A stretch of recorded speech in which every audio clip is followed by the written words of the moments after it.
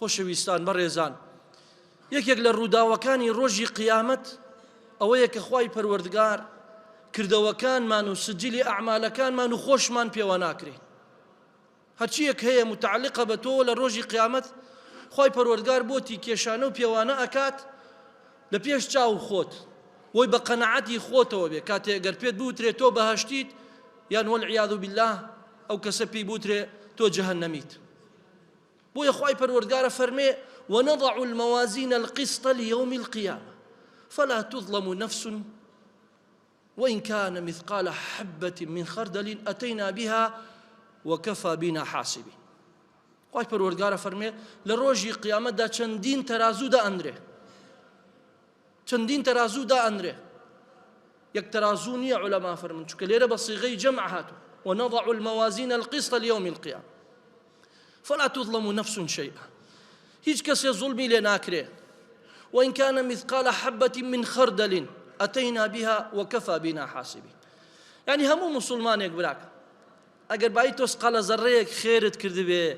ئەو بۆ تێهێنن بە جوانی، ئەوە لە فلان تاریخ لە فلانە ڕۆژ ئەم چاکەیەت کرد،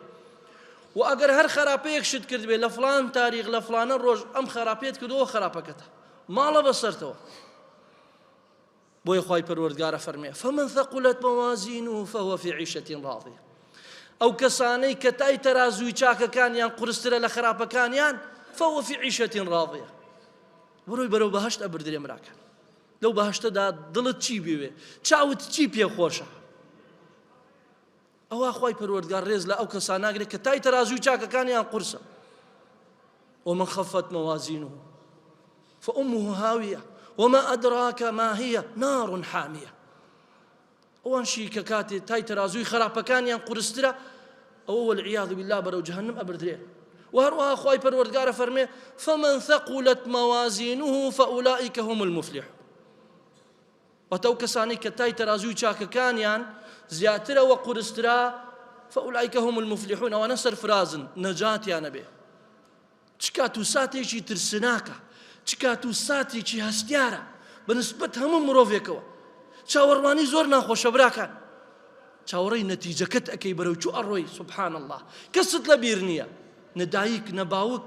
نە خوشک نەبرا نە ئەو کوڕ و کچەی کە ئێستا زۆر خۆشیان دەوێت، هیچت لە بیر نییە، چاوەڕێی نەتیجەکەتە، چارەنووست بۆ چۆیە، مەسیرت بۆ چۆیە. فبۆیە براکانم بۆ بابەتی وتاری ئیمڕۆ من ئەو بابەتانەم هەڵبژاردووە کە پێغەمبەر صلی الله عليه وسلم پێمانی ڕاگەیاندووە ئەگەر ئەم کردەوانە بکەنەوە تای تەرازووی چاکەکانتان زۆر قورسە بێ. باسی سێ کردەواکەین براکە. یەکەمینیان وتنی لا إله إلا الله و پابەندبوونە بەو وتنەوە بەو بڕیارەوە، چونکە ئینسان کە وتی ئەشهد أن لا إله إلا الله وأن محمدا رسول الله، ئەمە بڕیارە کە تو بیر و باوڕت چییە و قەناعەتت چییە کە ئەم بڕیارەتدا پابەندە پێوەی. چونکە وتنی لا إله إلا الله کە ئەڵێی لا إله إلا الله نابێ بەس بە زوبان بێ، دەبێت لە معناکەی تێبگەی کە ئەمە بڕیارە و ئاعترافە و ئیقرارە و دان پێدانە بەوەی کە خوای پەروەردگار تاکو تەنیایە. ئیذەن هەر قەولێک هەر فعلێک ئەو لا إله إلا الله پوچەڵ بکاتەوە نابێ بیکەی. ئیسا باسەکەین کە چەندێ قورسە ئەگەر ئەمە کردەوەکەت بوو وتنی لا إله إلا الله و پابەندبوون پێوەی کە لە ڕۆژی قیامەت بزانە چۆن بە کەلکی مرۆڤ دێ. چونکە ئەو کەسانەی کە ئەڵێن لا إله إلا الله وەگە لە معناکەی تێگەیشت ئیتر نابێ هاوار بۆ غەیری خوای پەروەردگار بکات لە هەر جۆرە لێ قەوماندنێک بێ. ئەو کەسانەی کە ئەڵێن لا إله إلا الله و لێی تێگەیشت خاوەنی ئەو لا إله إلا الله نابێ سوێن بە غەیری خوای پەروەردگار بخوا. ئەو کەسەی کە ئەڵێ لا إله إلا الله و لە معناکەی تێگەیشت ئیتر نابێ هامشۆی فاڵچی و ساحر و جادوکەر بکە، بۆ هەر مەبەستێ بێ، نابێ بچێتە لای ئاوێنەگر، نابێ بچێتە لای فینجانچی. ئەو کەسەی کاتێکە ئەڵێ لا إله إلا الله و لە معناکەی تێگەیشت جارێتر بە هیچ کەسێ ناڵێ ناوچەوان تۆ سیانزەیە، بە کوڕەکەیان بە کچەکەی ئەگەر سەرکەوتو نابێ پێی بڵێ تۆ پات ڕەشە، نابێت تۆ پێی بڵێ نەکبەتی تو، قسانە نابێ بکەی برا جایز نییە. و هەروەها ئەو کەسانەی کە کاتێ ئەگەر ئەڵێ لا إله إلا الله و لە معناکەی تێگەیشت جارێکی تر لە قەڵە ڕەش و کونە پەپوو و هەروەها ڕێوی و ئەجەلەکم الله و کەروێشک ئەمانە ناترسێ چونکە ئەمانە گەردوون نابەنە ڕێوە رب العالمین کە حەی و قەیوم ئەم گەردوو ناباتە ڕێوە کەروێشک چییە و کوونەپەپوو چییە و قەلەڕەش چییە بزانن تێگەیشتن لە لا ئیلاهە ئیلا الله چەنێ دەروونت ئیسراحەت ئەداتێ چەنێ ئیسراحەت بە دەروونت ئەکا ئەو خوایەم گەردوو ناباتە ڕێوە نە کوونەپەپوویەک نە قەلەڕەشێک نە جیرانێکتان هەیە حەسوودە داوین لە پێش دەرگاکانە بیدینی وەڵی تازە ئەمە بینیمانی تر خێر و خۆشی لە خۆمان نابینی ئەم قسەی هەڵەیە رب العالمین ئەم گەردوو ناباتە ڕێوە نەکە ئەو کابرای چاو پیس و حەسوود و هەروەها خۆشەویستان ئەو کەسەی کەوتی لا ئیلاهە ئیلا الله و لە معناکەی تێگەیشت ئیتر بە هیچ شێوەیەک براکان لە کاتی تنگانەکاندا ناڵێ یا ڕەسوول الله هاوارە ناڵێ یا غەوس هاوارە معنە هەمووی کوفرە و شرکە دەبێت پابند بی بە لا ئیلاهە ئیلا اللهوە ئەوەی شایانی ئەوەیە کە تۆ هاواری وەکوی رب العالمینە ئەمەیە تەوحیدی ڕاستەقینە کە ئێماڵین تەوحید خوای لەسەر تەوحید و سنەت دامان مەزرێنی ئەمەیە تەوحید واتە بڵێ لا ئیلاهە ئیلا الله و پابند بی بە معناکەیەوە و لە حەقیقەت و معناکەی تێبگەی لە ژیان تا تەطبیقیکەی ئەو کاتە تۆ خاوەن تەوحیدێکی ڕاستەقینی ئەمەیە کەلیمەی تەوحید براکە کە ئینسان بڵێ لا ئیلاهە ئیلا الله و پابند بێ پێوەی باشە ئەگەر کەسێک ئەمە حاڵی و ئەمە ڕەوشتی و پاداشتەکەی چییە پاداشتەکەی ئەوەیە بەڕێزەکان زۆر بە کەلکی دێ لە ڕۆژی قیامەتدا لە کاتی پێوانە و کێشانەی کردەوەکانی پێغەمبەر صلی الله علیه وسلم باسی ڕووداوێکمان بۆ کات بۆی وەزعەکە بێنێتە پێش چاومان و زیاتر لێی تێبگەین ئەڵێ رب العالمین لە ڕۆژی قیامەت پیاوێک دێنێ ئەوەندەی تاوان کردووە ئەوەندەی تاوان کردووە کاتێک کە نووسراوەتەوە مەلایکەکان بۆیان نووسیوەتەوە 99 دەفتەری گرتووەتەوە 99 سجلی پڕ کردووەتەوە سبحان الله ئەم عەبدا سەر لە بەیانی لە فلانە ڕۆژ فلان تاوانی کرد لە کاتی مەرۆ فلان تاوانی کرد لە کاتی ئێوارە فلان تاوانی کرد لە کاتی شەوە فلان تاوانی کرد بۆی نووسراوەتەوە مەد البەسەر ئەڵێ هەتا چاوی بڕەکە ئەو سجلانە پانن و هەروەها هەتا ئەو سجلانە هەتا چاوی بڕەکە ئەو سجلانە درێژن ئێمە گەلێ زۆرە براکە خوای پەروەردگار بانگێک ئەڵێ عەبدەکەم ئەم مەلایکانە هیچ زوڵمیان لێت کردووە شتێکیان بە ناحەق نووسی بێ تۆ نەتکردبێ ئەڵێ نا هەموویم کردووە ئەڵێ هیچ عوذرێکت هەیە بە زۆر پێت کرابێ ئەم تاوانە ئەڵێ نا هەموویم بە کەیف و ماشای خۆ ئەم تاوانانم کردووە کەس زوڵمی لێم نەکردووە سبحان الله خوای پەروەردگار پێڵێ بەڵام یەک چاکەیەکت هەیە لای ئێمە ئەڵێمەوە براکان 99 دەفتەر توجار وای قەرزاری ناولێک سجلێک نووسراوە سەفحەیەکت بۆ کراوە لە شت قورسە جا نەخاسە لە ڕۆژی قیامەت 99 سجل بێنن مەلایکە 99 دەفتەر گەورە هەتا چاوت بڕکا گەورەن ئەو دەفتەرانە هەمووی تاوانە نووسراوەتەوە خوای پەروەردگار پێڵێ یەک حەسەنە یەک چاکەیەکت هەیە لای عەبدەکەش ئەڵێ ئێ خوایە یەک چاکەیەک چییەکە بەرامبەر ئەو هەموو 99 دەفتەر تاوانە خوای پەروەردگار پێڵێ نا زوڵمت لێ ناکرێت ئەو 99 دەفتەرە لە لای لە بام پێوانە و لە بام میزانەکە دانرێت لە لای تای تاوانە خراپەکانی تای تاوانەکانی 99 دەفتەر دانرێت دەبێت چەندێک قورس بێ پێغەمبەر صلی الله علیه وسلم فەرمێ چاکەکەی ئەزانن چییە پیتاقەیەک دێنن براکان بۆڵێ پیتاقە لەبەرەوەی پیتاقە لە زمانی عەرەبی بە وەرەقەیەکی بچوو کەوترێ پیتاقە پیتاقەیەک بەرامبەر 99 سجل ئەڵێ بەڵام کاتێک کە ئەو پیتاقەی تێ نووسراوە لا ئیلاهە ئیلا الله تێی نووسراوە ئەم عەبدا وتی لا ئیلاهە ئیلا الله و پابەند بوو پێوەی بە هیچ شێوەیە شەریکی بە خوا دانەناوە بە هیچ شێوەیە کوفری نەکردووە کە ئیکەنە بان تای تەرازووی چاکەکان سبحان الله هەموو ئەو تاوانانە سووکە بێتەوە بەرامبەرە واتە ئەوەنە ثەقیلە لە ناو میزاندا ئەو لا ئیلاهە ئیلا الله فطاشت السجلات پێغەمبەر صلی الله علیه وسلم فەرمێ ئەی خفت سوک بووە بەرامبەر ئەو لا ئیلاهە ئیلا الله کە ئەم پێ ئەوتێتی سبحان الله ئەوەندە قورسە ئەو کەلیمەیە براکانم بۆ تای تەرازوو ئەوەندە بەکەلکە جا عولەما چیە فەرمێن لەم حەدیثە بە موطلقیە لەسەر ئەوە حمل ئەکرێ کە کەسێک تەوبەی کرد بێ لەو تاوانانە و پابەند بوو بێ بە لا ئیلاهە ئیلا الله کەیەوە نەک هەنێک کەسەڵێ کە تو بەس لە پێش مردنت بڵێ لا ئیلاهە ئیلا الله تەواو نەجات تەبێ نەخێر بۆ ئەو کەسانە نەجاتیانە بێ ئەگەر تەوبەی کرد بێ لە تاوانەکانی ئەوها لا ئیلاهە ئیلا اللهکەی بە کەلکی دێ بۆ هەنیئا للموحدین دڵخۆشی و سەربەرزی بۆ ئەو کەسانی کە ئەوها خاوەن تەوحیدێکی ڕاستەقینن ئەوها دەستیان گرتووە بە لا ئیلاهە ئیلا اللهکەیانەوە خۆیان تووشی هیچ تاوانی شرک و کوفرێک ناکەن ئەمە یەکەمینیان براکە چاکەی دووەم کە قورسە لە تای تەرازوی چاکەکان ئەخلاق جوانیە براکە. ئیدەن یەکەمیان چی بوو؟ وتینی لا ئیلەهە ئیلە الله بوو و پابەندبوون پێوەی کە لا ئیلەهە ئیلە الله چیە گەێنێ لە معناکەی تێبگەی تەطبیقکەی لە ژیانتە. دووەمینیان الخلق الحسن، ڕەوشت جوانی، أخلاق برزي. ما من شيء يوضع في الميزان، ما من شيء يوضع في الميزان أثقل من حسن الخلق. پیغمبر صلى الله عليه وسلم فرمي لدواي لا إله إلا الله هيج كردويك هنكي أخلاق جواني تاي ترازو كان من قرسناك تاي ترازوي چاكا كان تاي ترازوي چاكا كان أوند قرشيك أخلاق جواني. أظن علماء كاتك بيناسي أخلاق جواني كان شيء أويت الرود خوش بيبراكان قصة نرمونيان به قصة شيرين به قيت الراس كسيك سلامي لك في سبيل الله برويشي خوشو قصة خوش به قصة نرمونيان به صلي الرحم بقيني كسيكي مرداني لكاتي موقف كان دا بو جيران بو خزم بو دايك بو باوك أو سياري هتا قد زقت بي ناس لقى دايكو باوك بيوسيان بي بو براو خشكت بيوسيان بي بو جيرانكت أقا هاوركت برادركت كسيكي قرشوكو بخيلو بيسكانيت كس خيرد لنا دينه من چی لە مسلمانێکم با 5 فەرزە لە مزگەوت بێ ئەگە مچوو مۆڕ بێ و بەس بۆ خۆی بێ و بەس چاوی لە خۆی و ماڵ و مناڵەکەیەتی کەس خێری لێ نادینە چی ئیسفادەی لێ کابرا؟ و مسلمانە لای خوای پەروەردگار بەڕێزە و کردەوەکانی ئەوها قورسە ئەوها حسن الخلقی هەبێ کەسێکی خاوەن موقف بێ هەر کاتێ پێویستیت پێی بوو بۆت بۆستێ. مسلمان هەیە ونە ئەنانێ بەس بۆ خۆیەژێ چی ئیسفادە هەیە بۆ کۆمەلگا؟ مسلمانە سەربەرزە دڵ دایک و باوکی خۆشکە دڵ براو خوشەکانی خۆشکە دڵ مسلمانان خۆشکە خاوەن حسن الخلقە کەسێکی نەرمونیانە کەس عاجز ناکە. بالله عەلەیکم هەموو کەسێ لە ئێمە بزانە خەڵکانێکی زۆر خۆشیان تەوێ لە جیرانەکانت لە برادەرەکانت لە خزمەکان لە هاوڕێکانت ونە قسەی خۆشە ونە بەڕێزە بە تو بێ بیخۆی ئەوەندە کابرایکی بەڕێزە ئەمە تو ئەوەنە خۆشت ئەوێ ئەی دەبێ رب العالمین چەندێ خۆشی بێ.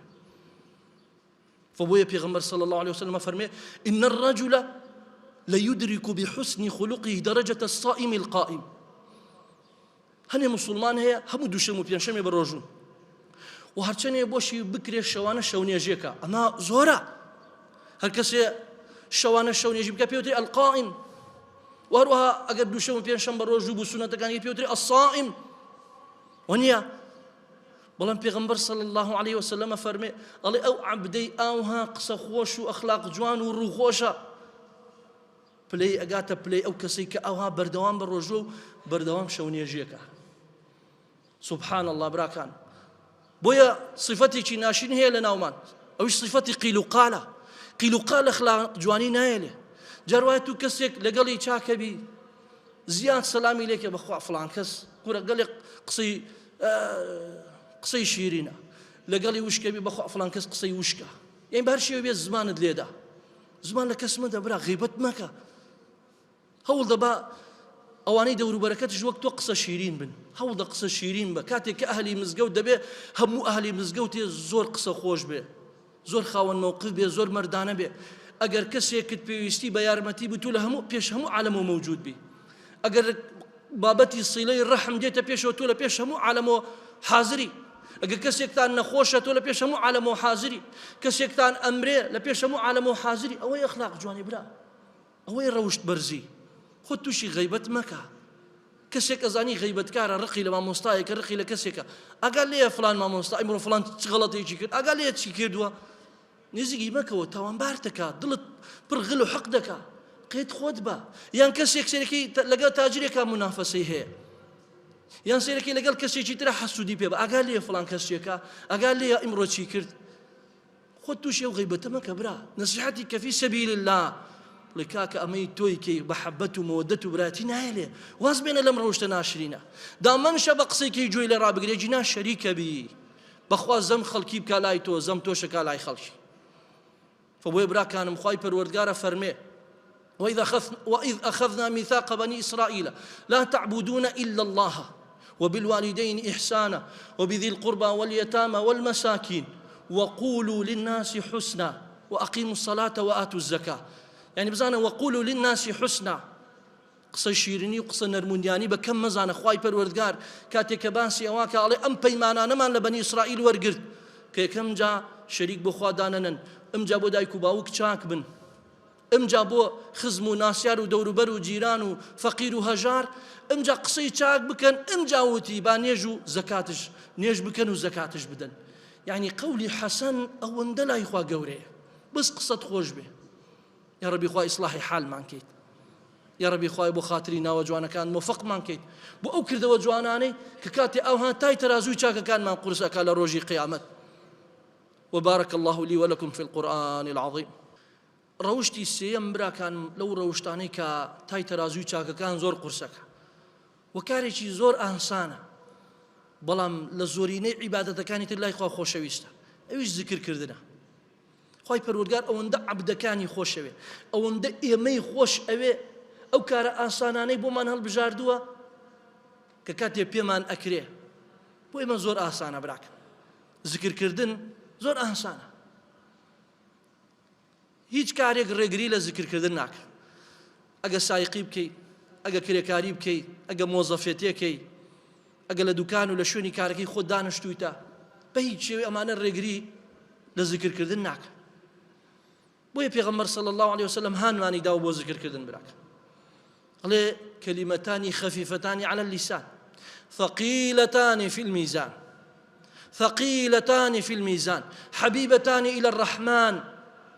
ئەڵێ دوو کەلیمە هەیە، دوو جۆرە زیکر هەیە، زۆر ئاسانە بە زوبان بێڵێ، بەڵام زۆر قورسە بۆ تای تەرازووی چاکەکانت لە ڕۆژی قیامەتدا و زۆر خۆشەویستن لای الله سبحانه وتعالى. سبحان الله وبحمده سبحان الله العظيم. کامەمان ناتوانین ئەمە بکەین؟ کام اختیارمان کامی کە سەیرەکەی قەد و قڵافەتی تەواو نییە، پشتی کوڕ بووە، چاوی زەعیف بووە، دەمی ئیشەکە ڕۆژانە ناتوانێم زیکرە بکەم. ئیدە بزانە زیکر بۆ هەموو تەمەنێک گونجاوە، بۆ هەموو کات و ساتێک. ئەو پیرێژنەی کە لە بان جێکەوتووە و نەخۆشە، ئەو ئافرەتە بەڕێزەی کە نەخۆشە لە ماڵ کەوتووە تەواو، توانێم زیکرە بکە برا، وەڵڵاهی ئەم زیکرە بکە ئێش و ئازارەکانی لە بیرە چێ، ناچێ بەرەو ناشکری، ناچێن بەرەو زۆر بڵێ تووڕە نابێ لە کەس، ئەم زیکرای پارێزێ. ئیدەن چی نیعمەتێکە بۆ لەش ساغ، بۆ نەخۆش، بۆ گەنج، بۆ پیر، بۆ ژن، بۆ پیاو، بۆ کوڕ، بۆ کچ. ئەوهاش پێغەمبەر صلی الله علیه وسلم تەماحی کردوتە بەرمە کەوها ئەم زیکرانە بڵێن، بۆ یاڵێ والحمد لله تملأ الميزان. وهروها پێغەمبەر صلی الله عليه وسلم کە کاتێ باسی بەهەشت ئەکات، ئەڵێ لە بەهەشت بەرزی نییە براکە، شاخ و داخ و ئەمە نیێتەوە عەزیەت خۆی. وإنها قیعان، ئەڵێ بەهەشت هەمووی زەویەکانی پانتاییە، بەڵام پێویستی بە سەوزاییە. چی ئەو سەوزاییە شینەدا؟ ئەڵێ زیکرەکانی ئێوە ئەو سەوزاییە شینەدا، سبحان الله والحمد لله ولا إله إلا الله والله أكبر. داعی ناکە تۆ تەسبیحێکت پێوێ و زیکر بژمێری ئەو زیکرانە، ئەوانە بە مطلقی مەعەدا ئەوانەی دوای نێژەکانەوە ژماردنێوێ، بەڵام ئەو زیکرانی تر مەیژمێرە. تۆ سیرەکەی جاروای لا إله إلا الله یان دەمت بە الحمد لله وەگرتێتی، یان بە سبحان الله. قسوور مەکە لەگە خۆت براکە، بۆ ڕێک ئەڕۆی دوورە، بۆ شارێکی ترە ڕۆی، یاخود هەتا گەیتە سەر کارەکەت خۆ 20 دقەی پێچێ برا، جاروای چارەیەکی پێچێ، تا گەیتە دەوامەکەت. چەندێ مهمە ئەو زیکرانە بکەی و بە تایبەتمەندی لا إله إلا الله کە یەکەم جار باسمان کرد براکە. ڕۆژی ئەو 100 جار لا إله إلا الله قەت لە دەست خۆتی مەدا. پیاوچاکان و ئەولیا و صدیقین و شوهەدا قەت لە دەست خۆیان نەدا. هەتا کاتێک کە باسی ئیبن بازەکەن ڕەحمەتی خوای لێبێ، کە پێش وەفاتەکەی سەرۆکی هەموو زانایانی دنیا بوو، بەو اختیاری هەردوو چاوشینەیە بینی لە شوێنەکەی خۆی دانشت، ناجوولا لە دوای نێژی فەجر، ناجوولا لە دوای نێژی فەجر هەتا ئەو 100 لا إله إلا الله نەکردایە، ناجوولا هەتا ئەو زیکری نەکردایە براکان. فەمەجوولێ هەم وەرە بۆ نێژ فەجر، چونکە بەڕاستی نێژ فەجر تام و لەزەتی هەیە بۆ ئیمانداران، بۆ پیاوچاکان. وەرە بۆ نێژ فەجر دانشە لە شوێنەکەی خۆت، ئەو 100 لا إله إلا الله تەواوی کە ئەمجا ئەڕۆیتەوە، ئەمجا چی بۆ لای ئیش و کارەکەت، ئەچیتە ناو قەڵایەکی دەمدەمەوە، ئیتر شەیتان پێت ناوێرێ، تووشی وەسوەسە نایە، تووشی دڵتەنگی نایە. وەلەبەرەوە براکانم ئەم کردەوەیتان لە بیر نەچێ، ئەم کردەوەی تااقەتی ناوێ، هێزی ناوێ، بەس ئیمان و هیممەتی ئەوێ، ئیمان و هیممەتی ئەوێ. ئەی لێمەوە سەحابەش قات و قڕی هات بەسەریانە، ناخۆشی هات بەسەریانە، شەڕ و شۆڕ و فیتنە و ئاژاوە هات بەسەر وڵاتە. سەردەمی ئەبوو بەکر ڕەحمەتی خوای ڕەزا و ڕەحمەتی خوای لێبێ، لە سەردەمی ئیمامی عومەر ڕەزا و ڕەحمەتی خوای لێبێ لە سەردەمی عوسمان کاتێ کە بەدەستی تیرۆریستەکان کوژرا وەرە سەرۆکی وڵات بکوژری ئەگە ئەو سەرۆکە چاک بێ گەلێ موسیبەتێ گەورەیە براکە عوسمان کوژرا ئەمجاش سەحابە پاشگەز نەبوونەوە لە ذکر و تاعەت و عیبادەت ئیمامی عەلی کوژرا تیرۆر کوشتیانی خەوارجی ئەو سەردەمە و توندرەوەکان کوشتیان هەر ئیسلام کوشتیانی براکە سبحان الله مەبەستم لە چی دێ لە هەموو زمانێ فیتنە و ناخۆشی ئاژاوە و دڵتەنگی هەیە بێڕاتبی و بێموچەی و بێ ئیشوکاری هەیە بەڵام ئەمانە نابێ موسڵمان بێزارکالەوەی کە دوا بکەوێ لە تاعەت و عیبادەتەکەی ئەم سێکردەوەیتان لەبیر نەچێ براکان پشکم خوای پەروەردگار ڕەحممان پێکا وتینی لا ئیلاها ئیلا الله و پابەندبوون بە معناکەیەوە و هەروەها ئەخلاق جوانی و چەنێ پێویستیمان پێێتی براکان چەنێ پێویستیمان بێتی کە ئەو کەسی دێتە مزگەوتش لە ناو ماڵەکەی ئەوها نەرمونیان و چاک بێ دوور بێ لە توندە تەبیعەتی و تووڕەیی دوور بێ لەوەی کە زەمی خەڵکی بکە و ئازاری خەڵکی بدا سێمینشان دەم بە ذکر بە براکە وەڵاهی خۆت مرتاحە بی ئەوی دەور و بەرەکەت مرتاحە بن تووشی نەخۆشی نەفسی نایەی تووشی شێتی و جنون نایەی تووشی هەڵچوون و تووڕەبوون نایەی لە کۆتاییڵم یا رەبی خوای ئیسلاحی حالمان کەیت یا رەبی خوای موفقمان کەی بۆ ئەوەی جۆمان لە هەر وتارێ بوو لە ژیانمانە تەطبیقی کەین یا رەبی خوای ئیسلاحی حالمان کەیت یا رەبی خوای ئیسلاحی حالی مسلمانان بکەی لە هەموو جیهاندا بۆ خاتری ناوە جوانەکانت یا رب العالمین یا ربی خوایە بۆ خاتری گەورەی و عەزەمەتی خۆت هەر مسلمانێک لە هەر شوێنێکی دنیا ئەگەر سجنە یان خەتف کراوە یان برسێتی یان لە ئازاردایە یا ربی خوای ڕزگاری کەی یا ربی خوای ئازادی کەی یا ربی خوای مرازەکانی حاصل کەی یا ربی خوایە هەر ماڵێکی مسلمان ئەگەر قەرزارن دانەوەی قەرزەکەیان بۆ ئاسان کەی و ربی خوای هەر ماڵێکی مسلمان ئەگەر نەخۆشیان هەیە یا ربی خوای شفایان بدەیت و یا ربی خوا هەر ماڵێکی مسلمان لە هەر شوێنێکی زەوی ئەگەر شەڕ و ئاژاوە لەنا ئەو ماڵەیە و ناحەوێنەوە و تەفاهم نییە لە بەینیان یا ربی خوای ئاشتیان کەیتەوە لەگەڵ یەکتری یا ربی خوای دڵەکانیان نەرم کەیتەوە بەرامبەر بە یەکتری و ربی خوا هەر ماڵێکی مسلمان داوای مناڵت لێ ئەکەن خوایە مناڵی ساڵحانیان پێ بەخشی و ربی خوا هەر ماڵێکی مسلمان فەقیر و هەژارن خوای پەیداکردنی ڕزق و ڕۆزیان بۆ ئاسان کەی و ربی خوا هەر گەلێک هەر شعبێکی مسلمان ئەگەر بەدەست حاکم وەزیرەکانیان و ئەناڵێن خوا هیدایەتی ئەو حاکم وەزیرانە بدەیت کە باش بن بۆ ملەتەکەیان خوا لەسەر تەوحید و سنەت دامەزراویان کەی خوا لەسەر تەقوا و علم و عەدالەت دامەزراویان کەی و ربی خوا لێت ئەپاڕێمەوە هەر مەلایەک هەر داعیەک هەر بانخوازێک هەر طالب علمێک هەر عالمێک لە هەر شوێنێکی زەوی هەوڵ بۆ دینەکەی تو ئەدا خوایە سەرکەوتووی کەی خوا لەسەر تەوحید و سنەت دامەزراوی کەی یا رب العالمین آمین آمین